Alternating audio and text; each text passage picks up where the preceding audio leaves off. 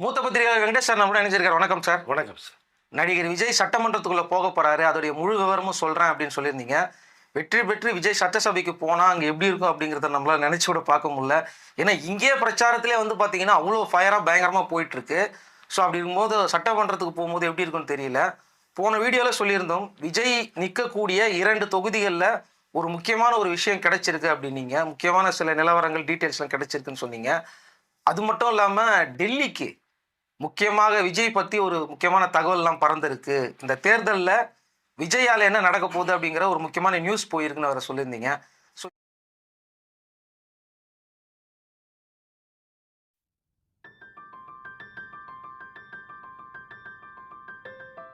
Sir, இப்போ விஜய் தனக்கு உருவான ரசிகர்களை எப்படி வழிநடத்தி கொண்டு போறாரு அப்படிங்கிறதுக்கு நிறைய உதாரணங்கள் இருக்கு. நான் சில குறிப்பிட்டதை சொல்லணும்னு விரும்புகிறேன். தனக்கு வாழ்வு கொடுத்த அந்த ரசிகர்களை ஒரு கட்டத்துக்கு மேலே ரசிகர் மன்றத்திலிருந்து மக்கள் நற்பணி இயக்கமாக மாற்றி நிறைய விஷயங்கள்ல வாரத்துக்கு ஒரு நாள் கூப்பிட்டு பேசுகிற விஷயங்கள் ஒன்று இருக்கு. இங்கே குறிப்பாக சென்னையில் ராயபுரம், வடபழனி, அம்பத்தூர், ட்ரிப்ளிகேனில் பார்த்தீங்கன்னா விலையில்லா விஜய் உணவகம் அப்படின்னு சொல்லி நிறைய ரசிகர்கள் கிட்டத்தட்ட பல வருடங்களாக பண்ணிட்டு இருக்காங்க. இதில் குறிப்பாக யார் சாப்பிட்றான்னு பார்த்தீங்கன்னா, இந்த பிளாட்ஃபாரத்தில் படுத்து தூங்குறாங்க இல்லையா, இந்த முதியோர்கள், தன்னுடைய பசங்கனால வீட்டோட துரத்தப்பட்டவங்க, அடுத்த வாழ்வாதாரம் என்னன்னு தெரியாமல் இருக்கிறவர்கள், சாப்பாட்டுக்கு வழி இல்லாமல் இருக்கிறவர்கள், இதெல்லாம் செலக்ட் பண்ணி இங்கே விஜய் உங்களுக்கு ரசிகர் சார்பாக ஒரு சாப்பாடு கொடுக்குறாங்க. அப்படிங்கும்போது அங்கே கூட்டம் ஆட்டோமேட்டிக்காக போகுது. இதோட சின்ன சின்ன டிஃபன் பாக்ஸ் வேறு எடுத்துகிட்டு போயிட்டு அப்படியே சேர்த்து கொடுத்தா நாங்கள் ராத்திரிக்கும் சாப்பிடுவோம். இப்போ இந்த ரசிகர்கள் நிறைய பேர் ரசிகர்கள் வேஸ்ட்டாக போயிட்டாங்க, அவர் ஒன்றுமே தெரியாது, என்ன செய்கிறாங்க அப்படிங்கிறது. விஜய் என்ன செஞ்சால் நிறைய பேர் கேட்டாங்க. விஜய் என்ன செஞ்சாருங்கிறத ஒரு லிஸ்ட்டே வச்சுருக்காரு, சிபிராஜை போய் பார்த்துங்க. இங்கே ரசிகர்கள் இவ்வளோ தூரம் விலையில்லா உணவகம் போட்டுட்டு இருக்கும்போது அந்த பெரியவர்களும் சரி, அதில் சாப்பிடக்கூடிய அந்த மக்களும் சரி, கிட்டத்தட்ட நடு வயதுலேருந்து அந்த முதியோர்கள் வரைக்குமே எங்களுக்கு கிட்டத்தட்ட இந்த ஏரியாவில் நாங்கள் 3 நேரமும் திருப்தியாக சாப்பிட்டுட்டு இருக்கோம். பட் குறிப்பாக ஒருவேளை அவர்கள் கொடுக்குறாங்க, மீண்டும் ஒரு வேலைக்கு நாங்கள் வாங்கிட்டு வேற போகிறோம், இதோட செலவுக்கு பணம் வேணும்னா ஏதாவது கொடுக்குறாங்க அப்படிங்கிற விஷயத்தை அவர்கள் பார்க்கும்போது இங்கே அந்த மக்களுடைய எண்ணம் எப்படி இருக்குங்கும் போது தான் அவர்கிட்ட கேட்கும்போது, நிறைய பேர் எல்லாமே ஆட்சிக்கு வந்துட்டாங்க, இன்னும் எங்களுடைய நிலைமை இப்படியே தான் இருக்கு, சாப்பாடு கிடைக்குது, சாப்பாடு கிடைக்கல. ஆனால் இங்கே விஜயோட ரசிகர்கள் உணவை கொடுக்கும்போது இந்த தம்பி இன்னும் ஒரு முறை அவருக்கு வாக்கு போடுங்க, எங்களுக்கும் வாக்கு இருக்குன்றாங்க சார். அப்போ அவங்களுக்கு ஏதோ ஒரு இடம் இருக்கு, ஆனால் இருக்க முடியல, சூழ்நிலை காரணமாக இங்கே எங்கேயோ பிளாட்ஃபார்மில் படுத்திருக்காங்க. எங்களுடைய வாக்குகளும் மக்களுடைய வாக்குகளும் விஜய்க்கு ஒரு முறை நீங்கள் போடுங்க, அந்த தம்பி வரட்டும், வந்தால் ஏதாவது ஒரு மாற்றம் உருவாகும் அப்படிங்கிறத அவர்கள் பேசுவதை நம்ம பார்க்க முடிஞ்சுது. அதே ரசிகர்கள் பார்த்தீங்கன்னா நிறைய பசங்களுக்கு வருஷம் ஏழ்மையானவர்களுக்கு இந்த பாட புத்தகம், ஸ்கூல் பேக்கு, ஸ்கூல் யூனிஃபார்மு நிறைய இடங்களில் செஞ்சுட்டு கொடுத்துட்டு இருக்காங்க. சில ஃபீஸ் கட்ட முடியாத மாணவர்களுக்கு, மாணவிகளுக்கு கூட அவங்க ஃபீஸ் கட்டுறாங்க. இந்த தற்கொலைன்னு பேசுகிறாங்க இல்லையா, இந்த தற்கொலை பண்ணக்கூடிய வேலைகள் பாருங்கள் எவ்வளோ இருக்குன்னு. ஸோ மற்றவர்கள் யாராவது பண்ணுறாங்களா இதை? பட் இங்கே விஜய் தன்னுடைய ரசிகர்களை ஒரு வழிநடத்தி கொண்டு போய்கிட்டே இருக்கார். அப்படிதான் நான் இந்த மூலமாக நான் பார்க்கப்படுது. இது ஒரு புறம் இருக்க, இன்னொரு புறம் பார்த்தீங்க அப்படின்னா பத்மாவதி அப்படிங்கிற ஒரு லேடி டீச்சர், அவங்க காலையில் சாயங்காலம் வரைக்கும் ஸ்கூலுக்கு போய் மற்ற பசங்களுக்கு கோச் பண்ணிட்டு ஈவினிங் டைம் வந்ததுக்கு பிறகு இந்த டியூஷனுக்கு பணம் கொடுத்து படிக்க முடியாத மாணவர்கள் இருக்காங்க இல்லையா, அவர்கள் குறிப்பாக எத்தனை பேர் செலக்ட் பண்ணி அந்த ஈவினிங் டைமில் அவங்க டியூஷன் எடுக்கிறாங்க. அது எந்த லெசனில் உங்களுக்கு வீக்காக இருக்குது அப்படிங்கிறத தெரிஞ்சுக்கிட்டு அவர்களுக்கு ஒரு குறிப்பிட்ட டைத்துக்கு கூப்பிட்டு லெசன் எடுத்து அவர்களுடைய அடுத்த இடத்து கொண்டு போகிறாங்க. இதில் இன்னொன்று சிறப்பு பார்த்தீங்கன்னா, இந்த பசங்க வரும்போது அவர்களுக்கு லைட்டாக ஒரு ஸ்நாக்ஸும் கொடுக்குறது மாதிரி ஒரு தகவலும் நமக்கு வருது. இது விஜய் ரசிகர்களுக்கு இந்த தகவல் போய் அவர்களும் இந்த டீச்சருக்கு வேணுங்கிறத நாங்கள் உங்களுக்கு பண்ணுறோம், பசங்களை இன்னும் கூப்பிட்டு முடிஞ்ச அளவுக்கு நாங்களும் நிறைய பேரை கூப்பிட்டு வரோங்கிறது மாதிரி அந்த ஏழ்மையான பசங்களுக்கு, ஃபீஸ் கட்ட முடியாத பசங்களுக்கு டியூஷன் சொல்லி தர்றாங்க. இன்னைக்கு என்னதான் ஸ்கூலில் படித்தாலும் இந்த டியூஷனுங்கிறது அதாவது என்னென்னா தவிர்க்கவே முடியாத இடத்துல இருக்குது, அதை இவர்கள் ஃப்ரீயாக பண்ணி தர்றாங்க. நம்மனால இந்த கல்வியை நம்ம கற்றுக்கிட்டோம், நீங்கள் டீச்சராக இருக்கோம், நம்மளால 4 பசங்களுக்கு நல்லது செய்வோங்கிறது அந்த ரசிகையோடைய ஒரு எண்ணமாக இருக்குது. இது ஒரு புறம். இன்னொன்று பார்த்தீங்க அப்படின்னா, இப்போ விஜய் அரசியலுக்கு வந்த நோக்கம் என்ன? அவங்களுக்கு என்ன சொல்ல வர்றாரு, அவருக்கு என்ன அரசியல் தெரியும்னு சொன்னாங்க இல்லையா. இன்றைக்கு இந்த விஜய் வந்ததுனால தான் மற்ற கட்சிகள் வந்து எல்லா பேருமே கிட்டத்தட்ட மக்களை வந்து உணர்ந்துட்டு மக்களுக்கு தேவையானதை பேசிட்டு இருக்காங்க. இப்போ விஜயினுடைய நோக்கம் என்ன, இந்த 2K கிட்ஸு ஜென்சி கிட்டு இந்த மக்களுக்கு தேவையான விஷயங்களை கொண்டு போறாரு. ஸோ இங்கே மக்களை நோக்கி விஜயுடைய அந்த அறிக்கைகள் பேசுகிற இது இருக்கு இல்லைங்களா, அது மற்றவர்களுக்கு வந்து கொஞ்சம் திகைப்பை ஏற்படுத்திருக்கு. காரணம், மக்களை கண்டுக்காமையே ட்ராவல் பண்ணி போனவங்க நீங்கள் மக்கள் மத்தியில் ஆதரவு இருக்குது, விஜய் அந்த மக்களை வந்து சிந்திக்க வச்சுட்டாருங்கும் போது இவர்களும் அந்த மக்களை நோக்கி நிறைய அறிக்கைகளை பேச வேண்டிய சூழ்நிலைக்கு தள்ளப்பட்டிருக்கார். இது விஜய் ஏற்படுத்த ஒரு மாற்றம் தான். இந்த மக்களை வந்து எப்படிங்கிறது மற்ற அரசியல் கட்சி தலைவருக்கு வந்து உணர வச்சிருக்கார். ரெண்டாவதாக பார்த்தீங்கன்னா, இந்த இளைஞர்களுக்கும் அரசியல் வேண்டான்னு ஒதுங்கி இருந்தவங்க, அரசியல் தெரியாமல் இருந்தவங்க நிறைய பேர், அரசியல் பேச தெரியாமல் இருந்தவங்க, அவர்களை அரசியலை உணர வச்சவர் விஜய். அரசியலை பேச வச்சிருக்காரு. இப்போ என்ன நடக்குது நாட்டில் நீங்கள் தெரிஞ்சுக்குங்க. ஒரு தலைமுறைக்கான தேர்தல், இது உங்களுக்கான ஒரு தேர்தல். இந்த விஷயங்கள்லாம் விஜய் சொல்லி சொல்லி சொல்லி மக்களுடைய அந்த ஆர்வமும் அந்த குரலும் இப்போ ஓங்கி வந்திருக்கு. அரசியலை தெரிந்து கொண்டார்கள் இன்னைக்கு. இது விஜய் அந்த மக்களுக்கு கற்றுக் கொடுத்தது. மற்ற அரசியல் கட்சி தலைவருக்கு மக்களுக்கு நீ என்ன செய்யணும் சொல்லணுங்கிற விஷயத்தை கற்றுக் கொடுத்துருக்காரு. இது வந்து மிகப்பெரிய விஷயமா நான் பார்க்குறேன்.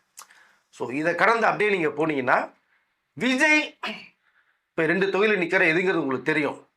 இங்கே வெற்றி பெறுவாரா பெறமாட்டாரா? பட் முக்கியமாக மற்ற அரசியல் தலைவர்கள் வந்து விஜயை எப்படியாவது நீங்கள் வெற்றி பெற்றால் அது எதிரணி, அவர்களுக்கு அமைச்சரவை போஸ்ட் தரப்படும் ஒரு பக்கம். இன்னொரு பக்கம் அவரை வெற்றி பெற செய்யக்கூடிய மற்றவர்கள் இருக்காங்க இல்லையா, தூண் மாதிரி நிறைய பேர், அவர்களுக்கு அந்தந்த ஊரில் மிகப்பெரிய பதவிகள் தரப்படும் அப்படின்னு நோக்கம் பார்க்கும்போது இங்கே விஜயுடைய வெற்றியை தடுப்பதற்கான வேலைகள் நிறைய போய்கிட்டு இருக்கு. அது ஒரு புறம். இரண்டாவதாக பார்த்தீங்கன்னா, விஜயை விமர்சனம் செய்தவர்கள் செய்து கொண்டிருக்க நிறைய பேர் இப்போ இருக்காங்க. அதில் குறிப்பாக வந்து ஒருத்தர் வந்து ஒரு நபர் விஜய் கண்டிப்பாக சட்டமன்றத்துக்கு செல்வார் அப்படிங்கிறத ஆணித்தரமாக சொல்லியிருக்காங்க. இதுதான் இங்கே ஹைலைட்டாக பார்க்கப்படுது. விஜயை விமர்சனம் செய்பவர், விஜய் மேலே உடன்பாடு இல்லாதவர், பட் ஓகே, ஆனால் மக்களுடைய எண்ணமும் இதுவும் அந்த மக்கள் விஜயை சட்டமன்றத்துக்கு கொண்டு போய் உள்ளே விட்டுருவாங்க அப்படிங்கிறத அவருடைய பார்வையில் தெரிய வருது. இப்போ விஜயை பிடிக்காதவர்கள் கூட இப்போ பிடிக்கிற மாதிரி சூழ்நிலை மாறுது. களமே மாறிட்டு இருக்கு உங்களுக்கு. அதை இப்போ நான் சொல்லுவது அதே தான்.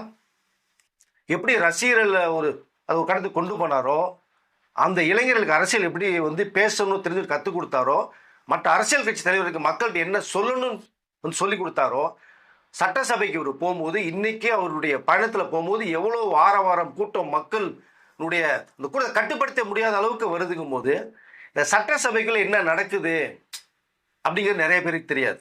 அது ஒளிபரப்பு செய்யப்படும், பார்ப்பாங்க, அதை கடந்து போயிடுவாங்க.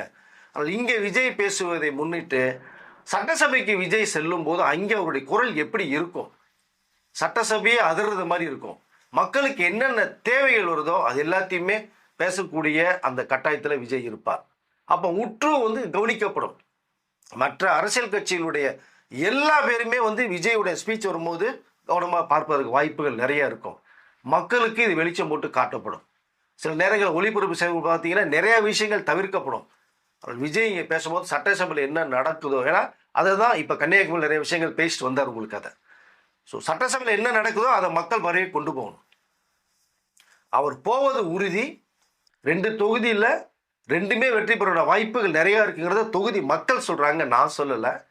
மக்களுடைய சர்வே எடுக்கும் போதும் அவர்கிட்ட பேசும்போதும் எங்கள் தொகுதியில் விஜய்க்கு நான் வெற்றி வாய்ப்பை தருவோங்கிறாங்க, இன்னொரு தொகுதியிலையும் மிகப்பெரிய வெற்றி வாய்ப்பை தருவோன்றாங்க. இது எப்படி பார்க்குது நீங்கள்? அப்போ மக்களை எந்த அளவுக்கு விஜய் மனசில் போய் உட்கார்ந்துருக்கார், ஒரு மாற்றத்தை மக்கள் எப்படி விரும்புகிறாங்க அப்படிங்கிறதுக்கு இது ஒரு சம்பவமாக நான் பார்க்குறேன் சார். விஜய்க்கு வர கூட்டம் எல்லாமே ஓட்டாக மாறுமா அப்படிங்கிற கேள்வி வந்து எல்லாருக்குமே இருக்கு சார். அது நிறைய பேர் கேட்டுட்டு இருக்காங்க. காலையில் 3 மணி நேரம் 4 மணி நேரமாக வந்து விஜய் வரதுக்கு முன்னாடியே வெயிட் பண்ணுறாங்க அப்படின்னா சாப்பிட்டாங்களா சாப்பிடாட்டேன்னு தெரியாது, விஜய் எப்படியாவது பார்க்கணுங்கிறது.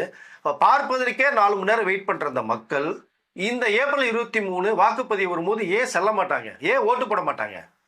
நீங்கள் ஓட்டு போகிறதுக்காக தாங்க விஜய் வந்து பார்க்கறதுக்கே நிற்கிறாங்க 4 மணி நேரம் 5 மணி நேரம்னு சொல்லி. அந்த வாக்குகள் சிந்தாமல் சிதறாமல், நம்மளும் அரசியலுக்கு மத்திய பேசணும்னு நினைக்கிறேன், சிந்தாமல் சிதறாமல் அந்த வாக்குகள் விஜய்க்கு சாலிடாக வரும். எப்படின்னா கேட்குறாங்க அப்படின்னா, எப்பவுமே ஒரு நடிகர் வந்தாருன்னா, அவர பார்க்கறதுக்கு கூட்டம் வருமே, அந்த ஆஸ்பெக்ட்ல பார்க்குறாங்க சார். சார் இங்கே தான் ஒரு மாற்றத்தை உருவாக்கியிருக்காருன்னு சொல்ல முடியும் நம்ம. நீங்கள் விஜயை வந்து சாதாரணமாக நடிகராக பார்த்துருந்தாங்கன்னா மக்களுடைய நீங்கள் பேசுகிற குரல் வந்து இருக்காது. அவர் நடிகராக பார்த்தப்பா வந்தார், பார்த்தோம், போயிட்டப்பா.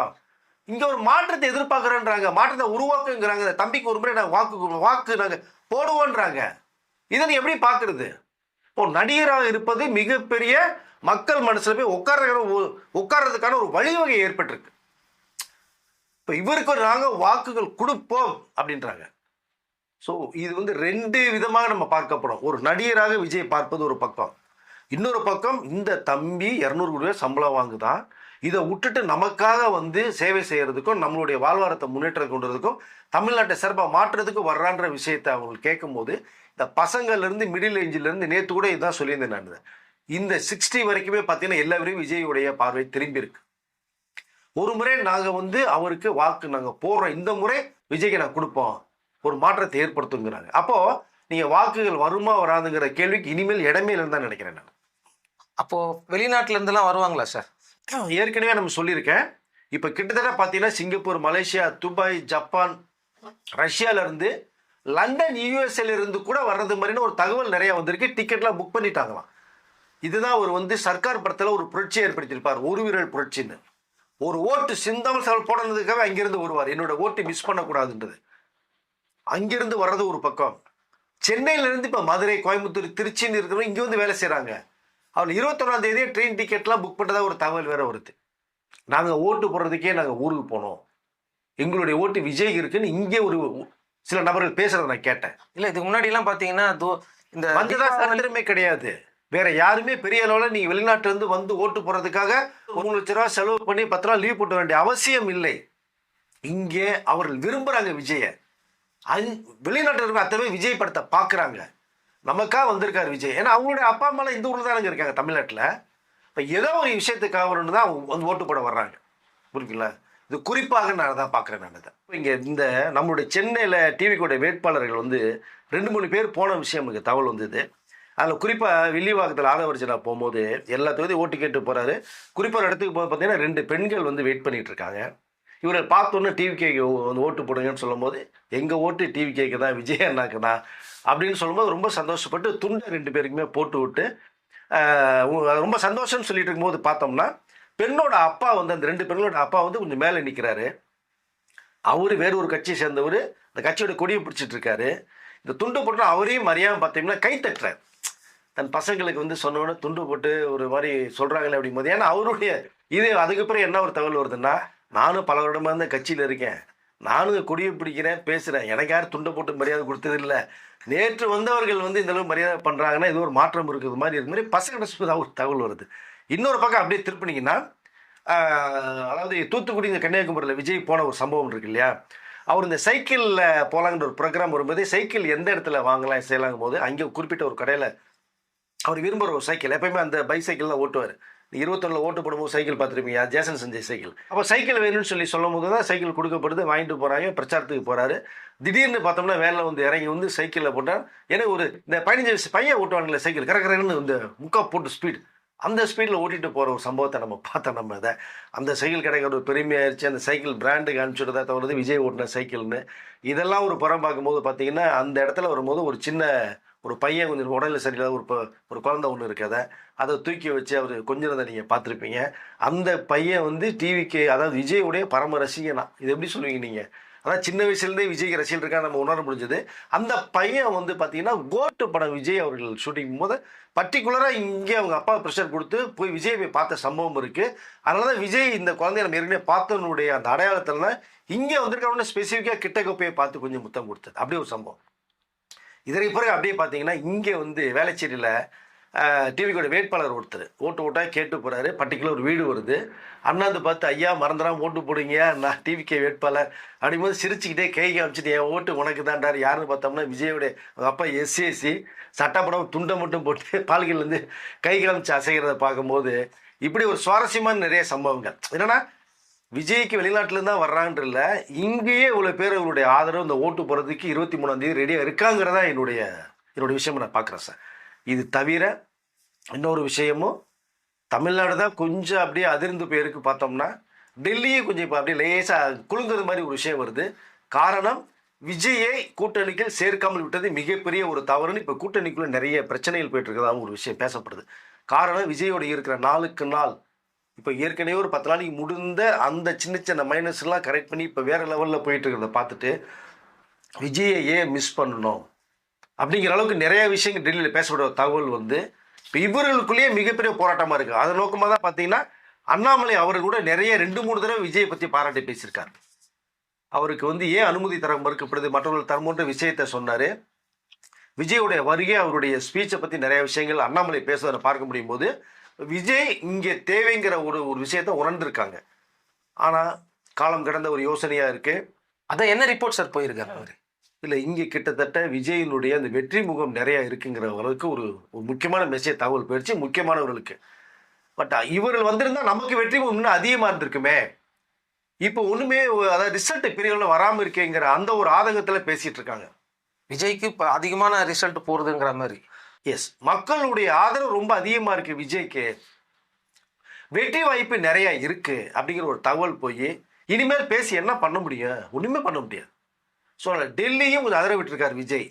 மொத்தத்தில் இந்த 2026 எலெக்ஷனு மக்களை வேற இடத்த கொண்டு போயிட்டாரு. அரசியலை புரிய வச்சிருக்காரு, அரசியலை பேச வச்சிருக்காரு, சிந்திக்க வச்சிருக்காரு. அரசியல் கட்சி தலைவர்களே இவருடைய ரூட்டுக்கு மக்கள் மனசில் இடத்த மாற்றி பேசுறதுல ஒரு வழியை ஏற்படுத்தியிருக்கார் அப்படிங்கிறத நான் உணர முடியுது. மக்களை கவனிக்க வச்சிருக்காருன்னு சொல்லலாமா? குறிப்பாக கவனிக்க வச்சிருக்காரு, பேச வச்சிருக்காரு, தெரிய வச்சிருக்காரு, கேள்வி கேட்க வச்சிருக்காரு. இதுக்கு முன்னாடி இந்த இளைஞர்கள்லாம் அப்படி கிடையாது. அது எப்பா நீ ஓட்டுனா ஓட்டு, நீ போயிட்டு எனக்கு வேலை இருக்குன்ட்டு கடந்து போயிடுவாங்க. இன்றைக்கு வருவதே பார்த்தீங்கன்னா இந்த மிடில் ஏஜில் வர்றதை விட நான் நேற்று சொன்னதான் இந்த 18 வயசுல 30 வயசோட கூட்டம் தான் அதிகமாக இருக்குது. ஸோ படித்தவர்கள், இளைஞர்கள் அரசியலுக்கு வர வேண்டும் என்ற ஒரு நோக்கத்தை இந்த முறை விஜய் உருவாக்கியிருக்கார். ஓகே சார், இந்த மாதிரி இந்த டெல்லி ரிப்போர்ட்லாம் சொல்லியிருந்தீங்க. அதுவும் விஜய் வந்து சட்டமன்றத்துக்குள்ளே போவாருன்னு சொல்கிறவரே தினமும் அவரை விமர்சிக்கக்கூடிய ஒரு நபர் தான். அவரே சொல்கிறாரு, ஆமாங்க விஜய் இந்த மாதிரி சட்டமன்றத்துக்கு போவாருன்னு சொல்கிறதெல்லாம் கேட்கும்போது நமக்கு ஆச்சரியமாக இருக்குது. நேரடியிலேயே வந்து பார்த்திங்கன்னா அதிகமாக 12,000 பேர் பார்க்குறாங்க, திடீர்னு 50,000 பேர்லாம் நேரலையில் பார்க்குறாங்க. இதுக்கு முன்னாடி யார் பார்த்தாங்கன்னு எனக்கு தெரியல. லைவ்ல கிட்டத்தட்ட 50,000, 30,000, 1.5 லட்சம், ஒரு ஆவரேஜாக நீங்கள் பார்த்தீங்கன்னா ஒரு 1 லட்சத்துக்கு மேற்பட்ட ஆவரேஜாக லைவ்ல பார்த்துட்டு இருக்காங்க. அப்போ இதெல்லாம் ஓட்டம் மாதிரி இதுவும் ஆமாம், ஓட்டா கன்வெர்ட் பண்ண பார்க்குறாங்க. விஜய் என்ன பேச போகிறாரு, என்ன வரப்போகிறாரு, என்ன சொல்ல போகிறாரு. கிட்டத்தட்ட ஒரு பெரிய ஒரு மாற்றத்தை விஜய் உருவாக்க போகிறார். ஒரு சுனாமி எப்படி வந்து எல்லாத்தையும் திணறடிச்சதோ, சுனாமியை விட ஸ்பீடாக விஜயினுடைய வேகம் இருக்கு. மக்கள் மனசுல அது வந்து ஏற்படுத்தியிருக்கார். அந்த கதவு வேற காலிலேருந்து எப்போ திறக்கும்னு வெயிட் பண்ணிட்டே இருக்கிறாங்க சார். அதுதான் ரொம்ப ஒரு சுவாரஸ்யமான இருக்கு எனக்கு அது. பட் ஓகே, நல்ல விஷயம்தான். ஏன்னா ஒரு நடிகர் அரசியல் கட்சி வந்துட்டு மக்கள் இவ்வளோ செல்வார் காது இருக்கும் போது அவருடைய வருகையை மக்களுக்கு நம்ம காட்டணுங்கிற நோக்கம் தான். ஸோ மீடியா நண்பர்களுக்கு அது ஒன்றும் தவறு கிடையாது. அது நிற்கிறாங்க, எப்போ விஜய் டோர் திறக்கப்படும், எப்போ கார் வரும், எப்போ பார்ப்பாரு, எப்போ கொண்டு போவார், மக்களுக்கு கொண்டு சேர்க்குறாங்க. விஜயோட பாடல்களை வந்து ஒளிபரப்புறாங்க, அது ரொம்ப முக்கியம். நேஷனல் மீடியா கூட இதை பண்ணுறாங்கங்க. ஆமாம், டெல்லி மீடியா கூட நிறைய லைவ் போகுது. எஸ், இந்த அளவுக்கு ஒரு நடிகருக்கு வந்து இருந்ததானா சத்தியமாக எனக்கு தெரிஞ்ச வரைக்குமே இல்லைங்க.